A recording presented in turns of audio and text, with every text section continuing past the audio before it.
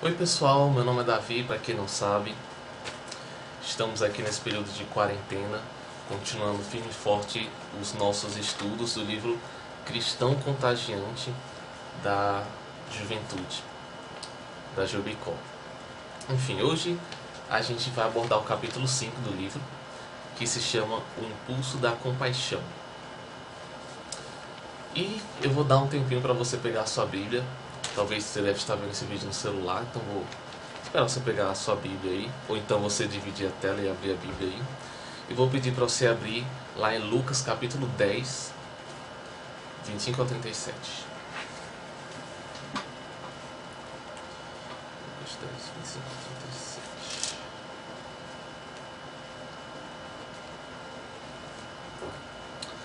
Então,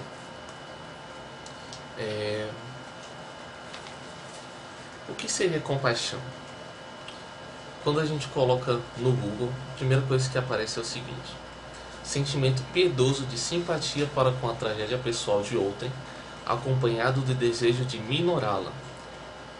Participação espiritual na infelicidade alheia que suscita um impulso altruísta de ternura para com o sofredor. Então, basicamente, essa é a definição de compaixão. Tem umas palavras complicadas, né? Mas pode ser definido também como um ato de se colocar no lugar do outro, de um sentimento que vai lá no mais profundo do seu ser e que você sente a dor de outra pessoa e você se importa, você tem um desejo de diminuir aquele sofrimento. Uma empatia, simpatia, empatia. No livro fala que o cristianismo sem compaixão, o cristianismo que não se importa com o sentimento alheio não atrai muitos interessados. E de fato, uma vez que a gente não tem compaixão, a gente não vai atrair muitas pessoas para nossa crença. Mas a gente não tem que ter compaixão para atrair muitas pessoas, mas sim porque Jesus mandou. Vai ser por isso que a gente tem que ter compaixão. A gente vai ver aqui o que Jesus fala sobre compaixão. Como vivê-la? Você se considera uma pessoa com compaixão? A gente vai ver isso nessa passagem que a gente vai ler. A gente vai ler o texto e depois a gente vai pontuar, fazer as pontuações e tentar conciliar com o capítulo 5 do livro do Cristão Contagiante. Vamos lá, Lucas 10, versículos 25 ao 37. E eis que certo homem, intérprete da lei, se levantou com o objetivo de pôr Jesus à prova e lhe perguntou: Mestre, o que farei para herdar a vida eterna? Então Jesus lhe perguntou: o que está escrito na lei? Como você a entende? A isto ele respondeu: ame o Senhor, seu Deus, de todo o seu coração, de toda a sua alma, com todas as suas forças e todo o seu entendimento. E ame o seu próximo como você ama a si mesmo. Então Jesus lhe disse: você respondeu corretamente, faça isto e você viverá. Mas ele, querendo justificar-se, perguntou a Jesus: quem é o meu próximo?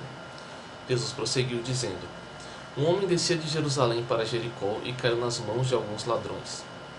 Estes, depois de lhe tirar a roupa e lhe causar muitos ferimentos, retiraram-se, deixando-o semi-morto.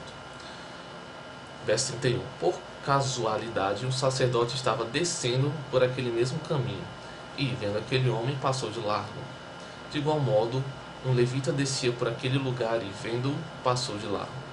Certo samaritano que seguiu seu caminho passou perto do homem, vendo-o, compadeceu-se dele, e aproximando-se fez curativos nos ferimentos dele, aplicando-lhes óleo e vinho.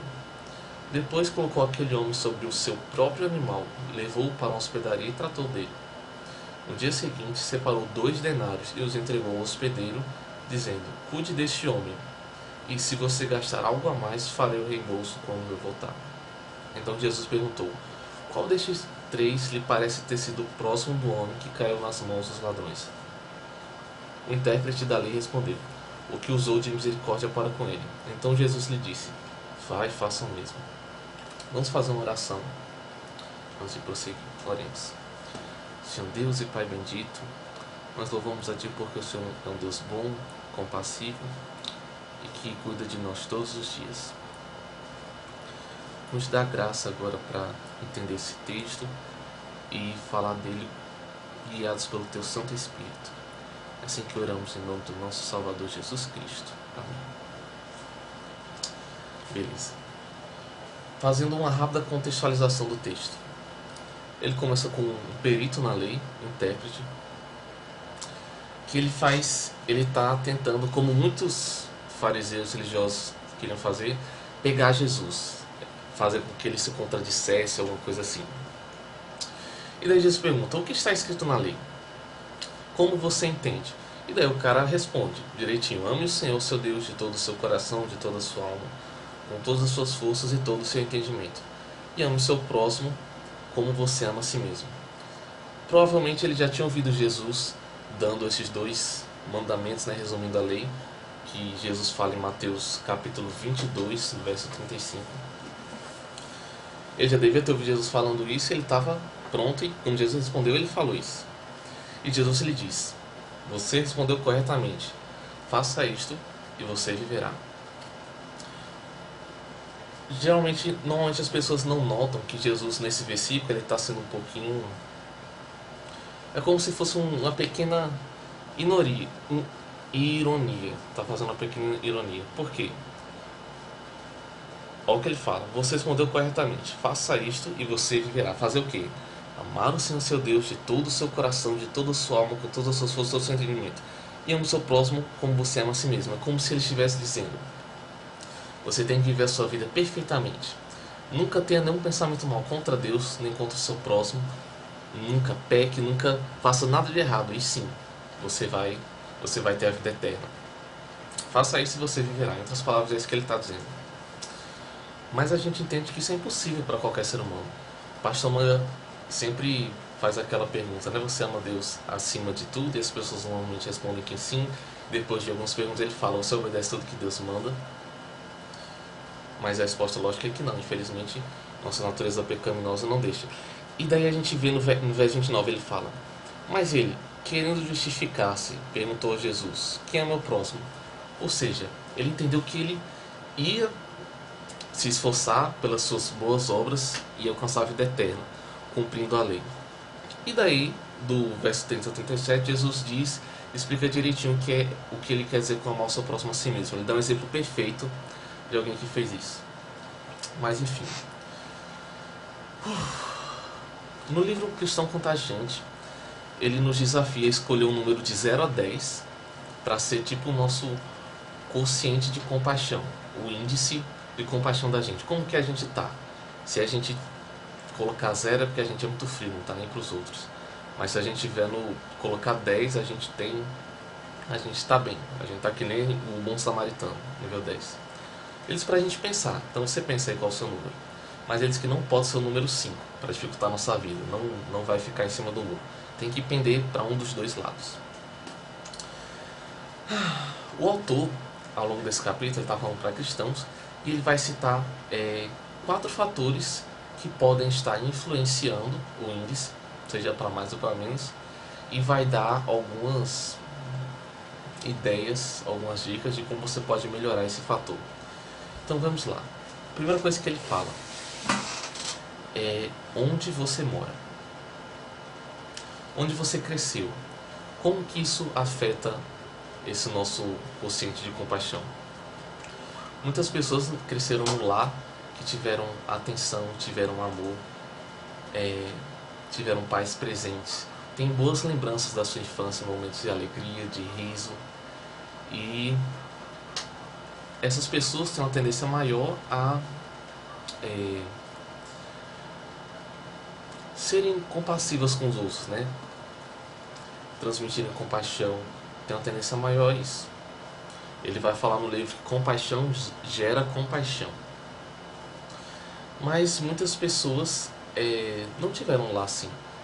Teve uma infância marcada por pais ausentes, às vezes traições na família, momentos complicados, não foram amadas, não receberam compaixão.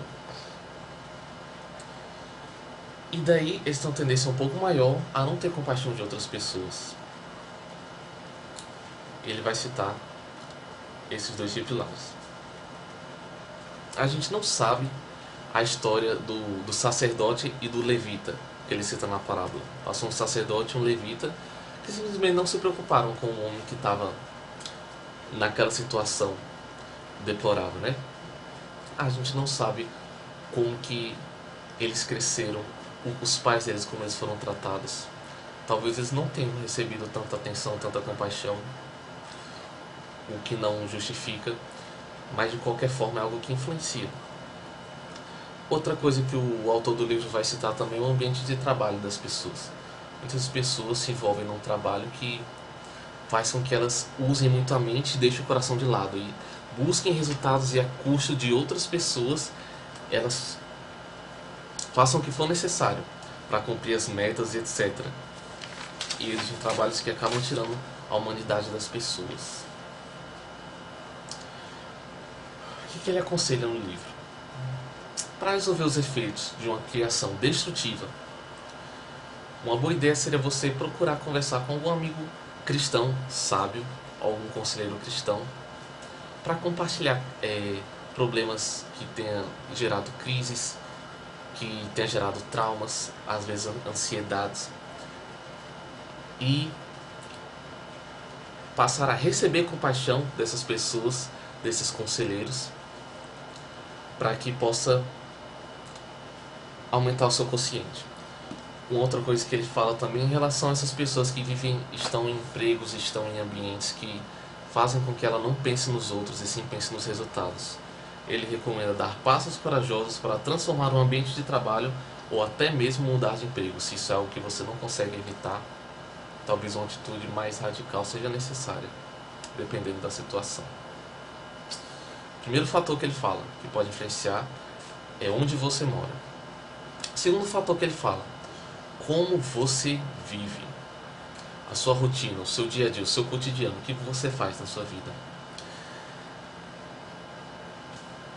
Em século XXI, existe uma tendência muito grande das pessoas terem um ritmo de vida doentio, cheio de coisas no trabalho e faculdade, e passam horas fora de casa, se enchendo de coisas e acabam tendo esse ritmo doentio, e nós acabamos nos esgotando emocionalmente com o trabalho, com os estudos, a fazer de outras coisas, e fica muito preocupado em sobreviver à nossa própria tormenta diária e não tem tempo para olhar para os outros, não tem tempo de ter compaixão e se importar com outras pessoas.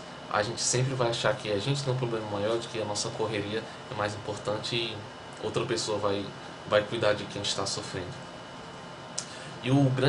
E algo até engraçado que a gente vê na parábola é que nós temos um sacerdote e um levita, que eles passam pelo homem e passam direto, né?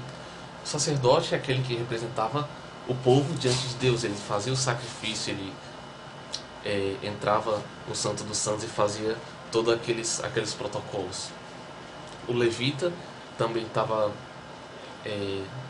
era responsável por outras funções do templo, não só música, mas eles faziam diversas coisas lá e eles estavam no trabalho da obra.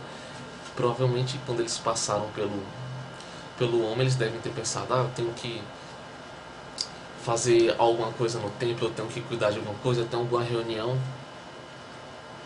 não vou me importar com você, fica aí.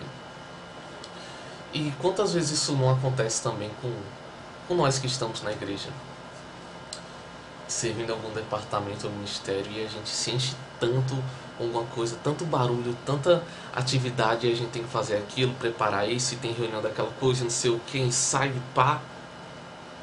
Você às vezes esquece até de quem você está servindo, como também se esquece de se importar com aqueles que estão do seu lado, com as outras pessoas, né? E você vai vai de encontro com as duas coisas que Jesus ordenou, que ele resumiu a lei.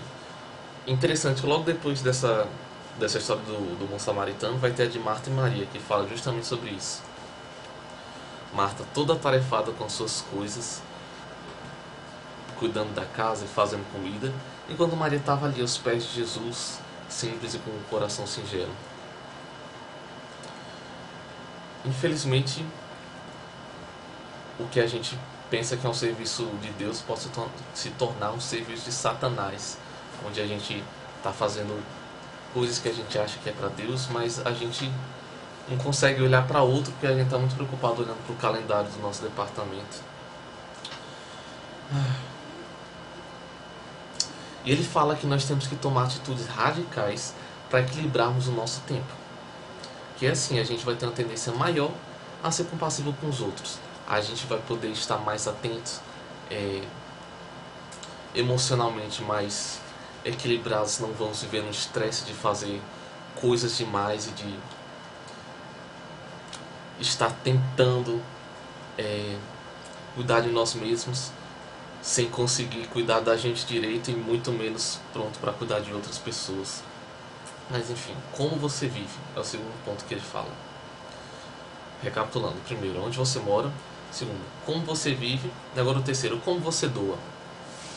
Mesmo que não seja comum, existem pessoas que extrapolaram muito na doação e tendo compaixão com outras pessoas. Elas pensaram muito nos outros e acabaram se esquecendo de si mesmas. Elas se entregaram para o serviço, para servir aos outros, mas um dia a casa caiu e elas perceberam que não tinha quem cuidasse delas. Investiram muito tempo, muito esforço, dinheiro e perceberam que elas também precisam de cuidados e agora as coisas se invertem. Ela vive esperando que alguém faça algo por elas, certamente se acha merecedora, uma vez que ajudou a outros. E o consciente de compaixão dela foi marcado por esse desequilíbrio. Ele vai falar que isso é uma coisa que a gente tem que ter equilíbrio. A gente vai se importar com outras pessoas, vamos ajudar, mas Eclesiastes 3:5 fala que existe tempo de abraçar, existe tempo de deixar de abraçar. Jesus ele curava, Jesus multiplicava o pão, estava ensinando para as pessoas, mas tinha um tempo que ele se retirava e ficava sozinho, só ele e Deus. Era um momento onde ele era fortalecido, onde ele era alimentado. Da mesma forma a gente tem que procurar equilibrar. Não pode ser muito extremo, né? Se doar demais. Mas o outro extremo também acontece, acho que é muito mais comum, de quem doa muito pouco, tem pouca compaixão. E eu quero que vocês reparem aqui no verso 34 e 35. Vamos ler de novo. E aproximando-se, fez curativos nos ferimentos dele, aplicando-lhes óleo e vinho. Depois colocou aquele homem sobre o seu próprio animal, levou-o para uma hospedaria e tratou dele. No dia seguinte, separou 2 denários e os entregou ao hospedeiro, dizendo: cuide deste homem, e se você gastar algo a mais, farei o reembolso quando eu voltar. É muito comum pessoas que vão até, não sei, moradores de ruas, pessoas pobres, vão lá, deixam alguma comida, deixam alguma roupa e saem lá se sentindo: uau, eu sou tão cristão, eu amei o próximo, eu me doei, Deus deve estar muito feliz, acho que eu vou ser muito recompensado no céu porque eu fiz isso. Mas agora observe o cuidado. Ele não só dá alguma coisa pro cara que está lá e vai embora. Eu destaquei aqui 3 coisas que o samaritano faz com ele. Primeiro é a humanidade. No verso 34 ele fala: ele fez curativos nos ferimentos dele, aplicando-lhes óleo e vinho. Depois colocou aquele homem sobre o seu próprio animal, levou-o para a hospedaria e tratou dele. Então ele tem esse cuidado com as suas feridas, levando o animal dele, leva para um local apropriado, cuidando dele. No verso 35 ele fala: no dia seguinte, segunda coisa que a gente observa, o samaritano dele dedicou tempo. Ele pegou, levou para a hospedaria, ele poderia ter ido embora naquele mesmo instante, mas ele ficou com ele até o outro dia. E daí sim, no outro dia seguinte, depois de ter passado uma noite com ele, o samaritano já deveria estar um pouco melhor, um pouco mais recuperado. Ele separou 2 denários e os entregou ao hospedeiro. A terceira coisa que eu coloquei é que ele investe os recursos que ele tem. 2 denários, aqui na minha Bíblia fala que era moeda romana de prata, que era o pagamento por um dia de trabalho. Então ele pegou o dinheiro equivalente ao pagamento de 2 dias de trabalho e deu para o cara da hospedaria para cuidar deste homem. Ele ainda disse que se tivesse algum gasto a mais, ele ia pagar quando voltasse. Então ele não economiza no que ele tem. Ele realmente trata do samaritano como se estivesse tratando dele. E isso que é amar o próximo como a si mesmo. É exatamente isso. Não apenas você chegar, dar umas roupas, fala o plano de salvação resumido em 2 minutos e vai embora. Isso acaba se tornando uma prática comum de muitas igrejas, por causa do versículo que fala lá em Mateus 25:35. Vamos abrir lá bem rapidinho. Mateus capítulo 25:35. Muitas pessoas interpretam essa passagem errada. Mateus 25:35. Na verdade vai ser 35 não. Vamos ler rapidamente, do 31 até o 40. Ele estende mais, mas por causa do tempo, vamos ler até o 40. A partir do 31. Quando o Filho do Homem vier na sua majestade, todos os anjos com ele, então se assentará no trono da sua glória. Todas as nações serão reunidas em sua presença e ele separará uns dos outros, como o pastor separa as ovelhas dos cabritos. Porá as ovelhas à sua direita e os cabritos à sua esquerda. Então o rei dirá aos que estiverem à sua direita: venham, benditos de meu Pai, venham herdar o reino que está preparado para vocês desde a fundação do mundo. Porque tive fome e vocês me deram de comer. Tive sede e vocês me deram de beber. Eu era forasteiro e vocês me hospedaram. Eu estava nu e vocês me vestiram. Enfermo e me visitaram. Preso e foram me ver. Então os justos perguntarão: quando foi que vimos o Senhor com fome e lhe demos de comer? Ou com sede e lhe demos de beber? E quando foi que vimos o Senhor como forasteiro e o hospedamos? Ou nu e o vestimos? E quando foi que vimos o Senhor enfermo ou preso e fomos visitá-lo? O rei respondendo lhes dirá: em verdade lhes digo que, sempre que o fizeram a um destes meus pequeninos irmãos, foi a mim que o fizeram. Se você não conhece o resto, até o 46, dá pausa aí o vídeo e termina de ler. Mas aí, normalmente, as pessoas vão pegar esse texto e vão dizer o seguinte: a gente precisa levar comida para quem está na rua, a gente precisa ir visitar preso, a gente precisa levar roupa para as pessoas, senão a gente não vai para o céu. Tá aqui, bem claro, a gente não vai para o céu. Mas não é esse o sentido real do que ele está falando aqui. Imagine só que você está vivendo no primeiro século ou no segundo século, onde a igreja era perseguida. E daí os cultos da igreja são sempre locais bem afastados, locais secretos. E daí vocês se reúnem para cultuar.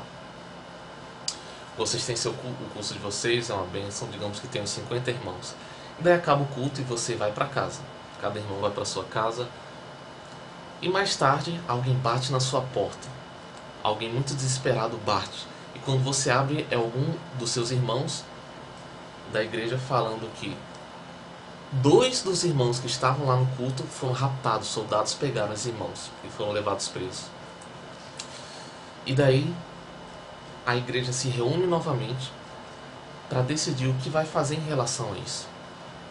Naturalmente, vai ter 2 grupos. Um grupo vai dizer: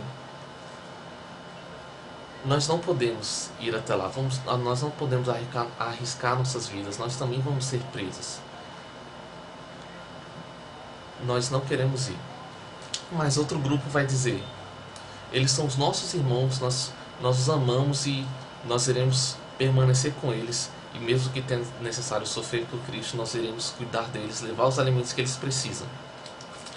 E daí o outro grupo vai dizer: vocês já foram longe demais, nós não vamos continuar com isso, professando a fé nesse Deus que deixa que os nossos irmãos sejam levados presos. Então, nesse momento, você já tem a separação das ovelhas e dos cabritos antes mesmo da volta de Jesus. Aquele grupo que for levar o alimento e as roupas para os irmãos que foram presos, é justamente esse que Jesus vai dizer: venham os benditos do meu Pai, porque ele estava preso e foi visitar, estava nu e foram vestir, estavam com fome e receberam de alimento. Observe que no versículo 40, Jesus fala: sempre que o fizeram a um desses meus pequeninos irmãos. Não é qualquer pessoa que você vê na rua, mas está falando aos irmãos. E isso é um ponto importante sobre a compaixão, porque a compaixão ela começa com os nossos irmãos. A gente tem que aprender a amar, ter misericórdia e ter compaixão de todas as pessoas, mas primeiro dos nossos irmãos em Cristo. Beleza. 4 pontos. 4 coisas que influenciam o nosso consciente: onde você mora, como você vive, como você doa e, por último, o que você tem recebido. Em 6 minutos, vamos lá.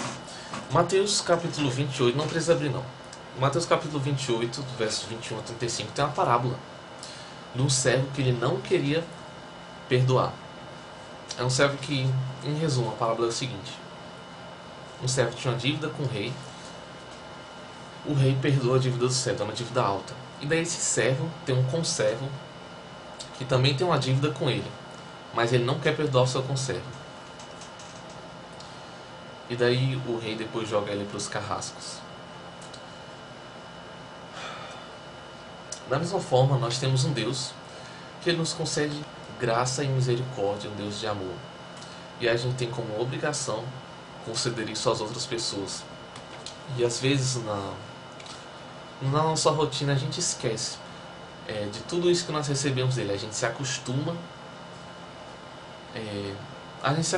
com a graça e o amor de Deus todos os dias. A gente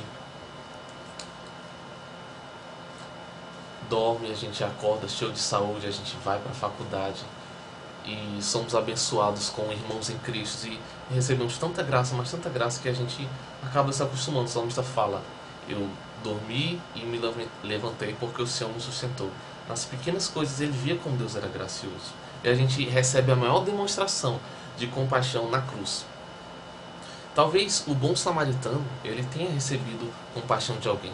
Talvez alguém tenha tido um ato que ele ficou tão tocado que isso levou a ter compaixão daquele homem caído. Da mesma forma, a gente, uma vez que entende a compaixão, o amor que Deus tem por nós, principalmente na cruz, mas a cada dia a gente recebe coisas que nós não merecemos. E daí a gente pode oferecer isso aos outros. Para finalizar, ele vai falar sobre como a gente pode aumentar o nosso consciente, como que a gente pode trabalhar para que cada um desses pontos sejam melhorados. Uma coisa que ele fala, primeira coisa que ele fala: retire-se para orar e adorar a Deus. É importante de adorar a Deus por quem Ele é. Nós temos um Deus compassivo, um Deus de compaixão. E se a gente tem um Deus compassivo, se a gente entende isso, a consequência é que a gente seja compassivo.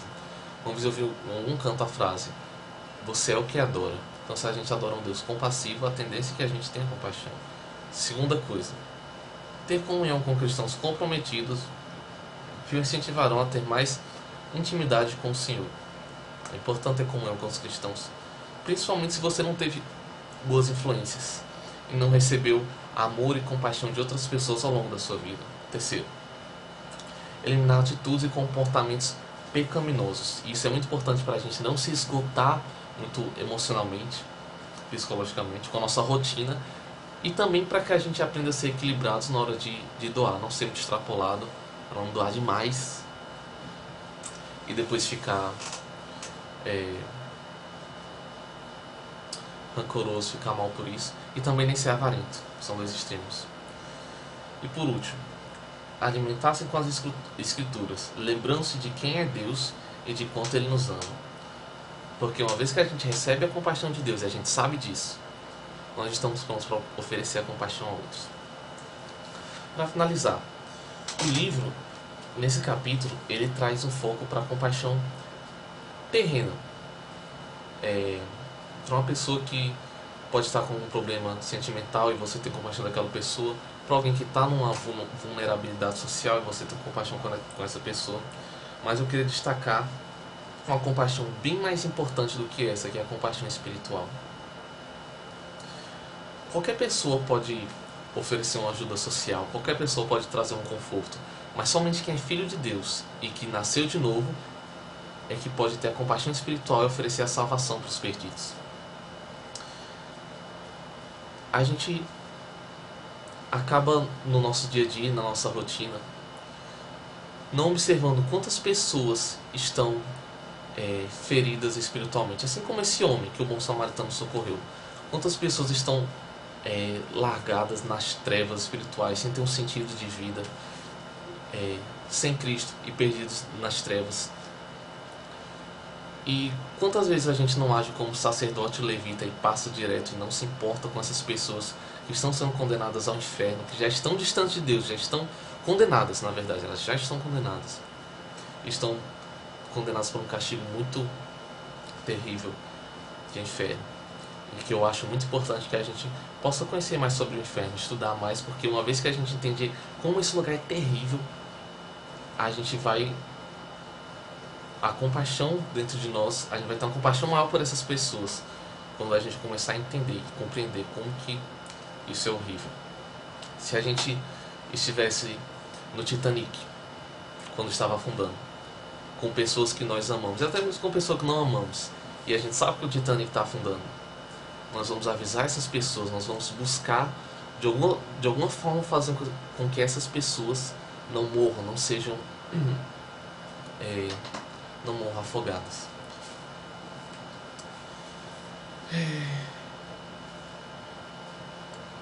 É importante que a gente peça a Deus para que nos ajude a ter esses olhos que Ele tem para com as pessoas. A graça de Deus se mostrou salvadora a todos os homens. É importante que a gente peça para que Ele nos ajude a olhar para todos com seus olhos de compaixão. Mesmo quando a gente vê crimes na televisão de pessoas que assassinaram, de que estupraram, que fizeram coisas horríveis, a gente quer uma justiça, a gente quer óbvio. Mas para Deus, Ele olha para pessoas como essas e tem um sentimento de um pai com filho, né? Que não sabe nem distinguir a mão direita e da mão esquerda. A gente tem que pedir para que Deus nos ajude a ter esse sentimento de compaixão e não cultivar aquela vontade, aquele prazer de ver as pessoas sendo castigadas. Óbvio que a gente tem que querer que a justiça seja feita, mas Deus não tem prazer na morte do perverso, como fala Ezequiel. Então, para finalizar agora, na nossa igreja a gente tem um projeto chamado Tempo de Graça, que não está tendo agora na quarentena, e eu também não sei porque que não teve no início do ano, mas eu espero que volte. Eu queria incentivar vocês que estão vendo esse vídeo a participarem da gente, participarem do projeto. Não porque a juventude está indo, né, que esse é um dos pontos da juventude, participar, mas não só porque a juventude está indo, não porque seus amigos estão indo, porque o boyzinho que você gosta está indo, a boyzinha que você gosta, mas sim porque você entende essa missão que Deus nos dá. O Tempo de Graça é uma oportunidade onde a gente pode amar as pessoas, tanto a parte física, o seu corpo, os seus sentimentos, como também a parte espiritual. A gente pode levar Cristo, a mensagem do Evangelho para essas pessoas. O que não significa que você não pode fazer isso sozinho. Durante a semana você procurar se importar com outras pessoas e cultivar sua compaixão. Mas no Tempo de Graça é legal porque a gente está irmãos, estudamos como igreja e juntos nós somos mais fortes, né? Enfim, pessoal, obrigado por vocês que ficaram até o final firmes e fortes. E é isso aí. Deus abençoe vocês. Amém.